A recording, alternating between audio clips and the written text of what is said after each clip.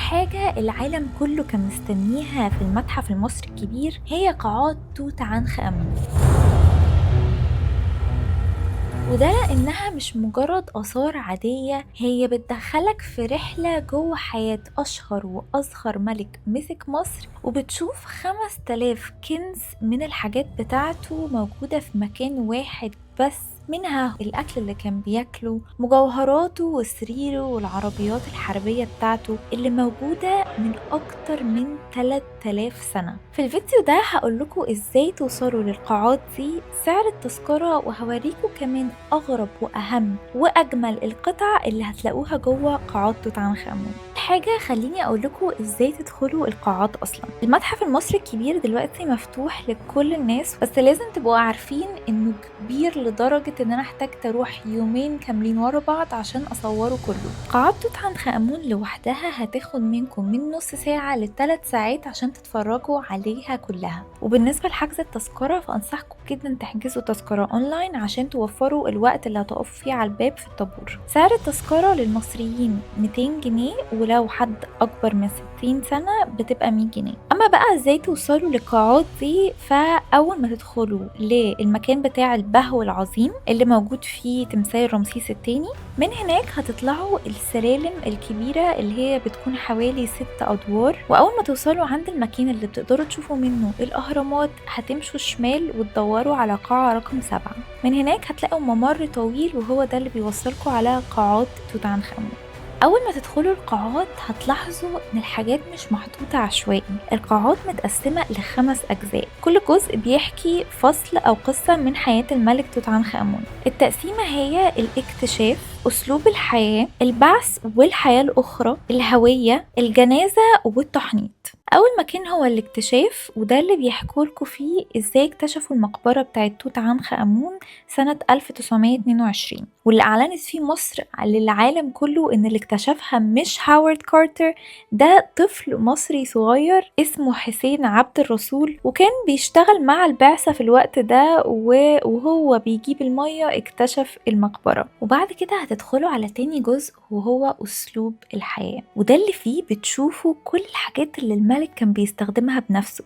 بصراحة ده كان من أحلى الأجزاء اللي شفتها في المتحف. من أغرب الحاجات اللي شفتها هناك هي الأكل اللي كان متحنط، والعلب اللي كانوا بيحطوا فيها زمان اللحمة، زي العلب اللي احنا بنحطها في التلاجة كده. هناك كمان هتشوفوا الألعاب اللي كان بيلعبها وهو صغير، هتشوفوا كمان العرش الذهبي بتاعه اللي فيه تفاصيل مش طبيعية. ومن أكتر الحاجات اللي بهرتني هي السراير الذهبية بتاعته اللي اكتشفت إن هي كمان بتتني وتتفتح بجد، شكلهم مش طبيعي. اما بقى المجوهرات بتاعته باشكالها المختلفة، وكمان الصنادل اللي كان بيلبسها، العصيان الملكية، الآلات الموسيقية اللي كانت موجودة وقتها، العربيات الحربية اللي كان بيستخدمها وقتها، الحاجات دي شكلها وألوانها كأنها لسه معمولة النهاردة. بصراحة لو هنصحكوا ايه أكتر مكان تقضوا فيه وقت وتتفرجوا على الحاجات اللي فيه في قاعات توت عنخ آمون، فهو أكيد قسم أسلوب الحياة. القسم الثالث هو قسم البعث، اللي فيه بنشوف المصري القديم وأفكاره حوالين موضوع الحياة الأخرى.